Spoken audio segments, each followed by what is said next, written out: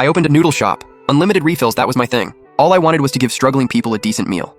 But one day this woman walks in with 6 kids, orders 1 bowl of noodles, and refills it 18 times.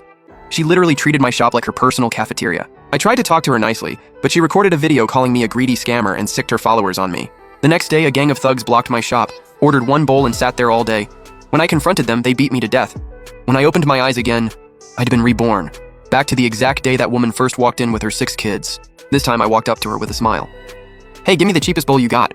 A woman in faded, worn-out clothes, 6 scrawny kids trailing behind her, standing at the door like she owned the place. The woman's name was Likinge. She had a short video account called 6 Kids Mom Hustling in the City. Looking at that familiar face, all I could think about was how she got me killed in my last life. She was the reason I died. "Welcome, come on in, bring the kids, have a seat."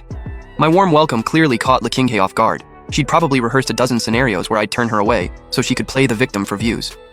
She never expected me to roll out the welcome mat. "Oh, come on, what are you saying? We're open for business, why would I ever turn away a customer?" I cut her off and quickly pushed some tables together for them, then poured a round of hot tea. "I bet the kids are starving. Have some tea first, warm up those stomachs." The suspicion in Lichinge's eyes slowly faded, replaced by greed. She probably figured I was just some clueless pushover. She cleared her throat and started running her script. "Sir, we don't have much money, just 1 plain noodle bowl, please." She dug around in her pocket forever, then pulled out a crumpled handful of change, exactly 10 yuan. I took it with a smile. "1 plain noodle bowl, coming right up." I went into the kitchen, but didn't start cooking right away. First, I repositioned the security camera to make sure it had a clean shot of her table. Then I made the noodles. A few minutes later, I brought out a steaming hot bowl of noodles. "Here you go, eat it while it's hot." Lichinge grabbed her chopsticks and scarfed down the whole bowl while her kids stared with hungry eyes. She licked her lips. "Hey, I'll refill." I didn't hesitate for a second. Brought out another bowl right away. Then a second, a third, a fourth. I kept smiling the whole time, quick on my feet, professional as ever. Lichinge got bolder with each bowl. She started calling for refills louder and louder, even pulled out her phone and started posing for shots. Watching her, I smirked to myself. This woman was calculated and shameless. She was waiting for me to lose my patience, say something, or kick her out, so she'd have the perfect excuse to blow up on camera. She wanted to play the abused by a greedy business owner card. But I'd been through this before. I wasn't giving her that opportunity this time. The other customers started noticing and whispering among themselves. One regular, an old sanitation worker, finally spoke up. "Hey boss, you sure about this?" I gave him a reassuring smile. "Don't worry about it. I wanted Lichinge to keep performing. The harder she went, the better it was for me." By the 19th refill, Lichinge couldn't take it anymore. I wasn't taking the bait, so she decided to go on the offensive. She cleared her throat, faced her phone camera. "Guys, look, this owner is so kind. We've eaten so much and he hasn't complained once. Not like those greedy businesses you see online. For us poor folks to meet someone like this, we are so lucky." I knew exactly what she was doing, building me up high. The moment I showed any frustration, that contrast would blow up her stream and send her followers into a rage. Classic character assassination. She was good at this. I laughed on the inside.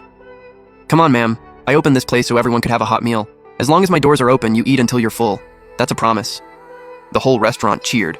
A flicker of irritation crossed Lichinge's face. She wanted me angry, not winning over the crowd. Her eyes shifted. Time for plan B. "You're so sweet, boss. But honestly, plain noodles don't really fill you up. Since you're being so generous, think you could throw some meat sauce on top too?" Plain noodles are 10 yuan. A meat sauce bowl runs 25. This was straight up pushing her luck. In my past life, I'd said no right here, and that's when she went nuclear. This time, I smiled and nodded.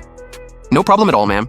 I went back to the kitchen, scooped up a big ladle of savory meat sauce and poured it evenly over the fresh bowl of noodles. "Here, let the kids get some protein in them." Lichinge was completely thrown off. Every line she'd rehearsed got stuck in her throat. She couldn't figure out why this owner just kept giving her whatever she wanted like some kind of fool. This owner's got a heart of gold, I swear. For real, you don't see people like this anymore. The customers around me went from feeling sorry for me to genuinely admiring me. Lichinge stood there listening, her face going pale then red. She wanted outrage, not people singing my praises. This wasn't going according to plan. She had no choice but to keep eating. Bowl 20, bowl 25, all the way to bowl 30. The kids were slumped in their chairs, faces green from being so stuffed. Lichinge's belly was round as a ball. She couldn't take another bite. But she wasn't happy, not even a little. Her whole scheme had flopped. She shot me a death glare like I'd personally wronged her. She muttered a quick thanks and bolted out with her 6 kids. I watched her run with a cold look in my eyes. I rubbed my face, stiff from smiling so long. "Think this is over, Lichinge. The show's just getting started." After she left, the shop quieted down. The old sanitation worker came over looking concerned. "Boss, you took a big L today. That whole family was obviously there to freeload. You can't keep letting people walk all over you like that." "Uncle Lou, don't worry. I know exactly what I'm doing." I sent the last customer off, locked up, and backed up the security footage. But that alone wasn't enough to take down Liqinghe, or the company behind her. In my last life, they cyberbullied a regular guy, me, literally to death. They had serious pull. I needed a bigger weapon, something that would destroy them for good. I pulled up Liqinghe's account. 6 kids, mom hustling in the city. Hundreds of videos, all basically the same thing. Her with 6 kids in cheap rental rooms, eating bare-bones meals, sad background music, emotional captions, then mid-video ads and affiliate links dropping left and right. The persona her company built for her. A single mom abandoned by her husband, grinding through city life alone with 6 kids. The struggling hero. The comments were flooded with, "You got this, sis." A mother's love is everything. I'm literally crying. It made me sick.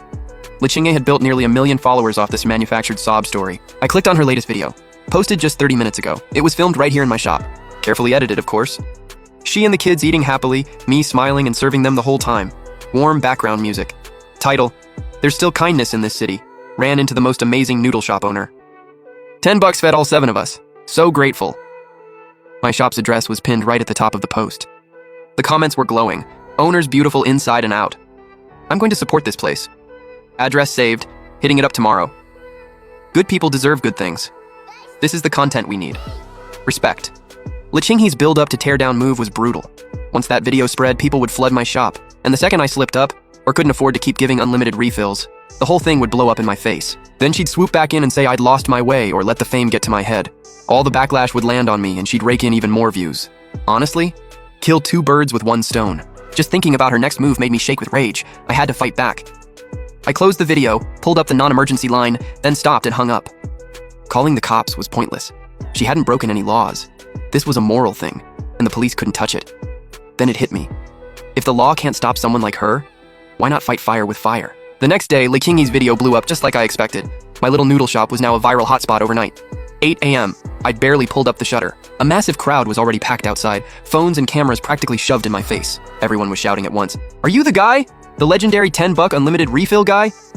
We saw 6 Kids Mom's video. Had to come check it out. Give us a bowl. We want to see if the refills are actually real." The crowd was a mess. Some genuinely supportive, some just there for the spectacle, but most of them had that look in their eyes. Phones up, live streams rolling, all with basically the same clickbait title. I was ready for this. Same smile as yesterday. Kept it locked on my face. "Welcome, welcome, don't push, I'm coming one at a time. There's enough room for everyone and I promise everyone eats until they're full." I called out to keep order. The place filled up fast. "Yo, refill. Boss, hurry up, I've been waiting 5 minutes already." Demands were coming from every direction. I was sprinting solo between the kitchen and the floor, soaked through, arms about to give out. Then this kid with dyed red hair starts going off on his live stream. "Chat, we're on refill 10 and the owner's already slowing down. Is he gonna tap out?" Right? 6 kids, mom had 6 kids with her and got 30 refills yesterday? This dude can't handle a few bowls from us? "Hey man, my bad. It's packed today. Sorry for the wait. Here's your bowl." I walked over smiling, set a huge heaping bowl right in front of him. He froze. Clearly didn't expect me to still be this chill.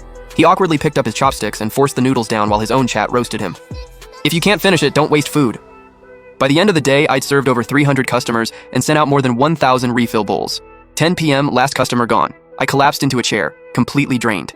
After costs, I was down nearly 8,000 yen for the day. Uncle Lou showed up right before closing, not for noodles, but to help out. At this rate, they're gonna eat you out of business. I shook my head and pulled an envelope out of the drawer and handed it to him. "This is what I've earned these past few days. Do me a favor. Tomorrow morning, take it to the orphanage on the west side and donate it for me.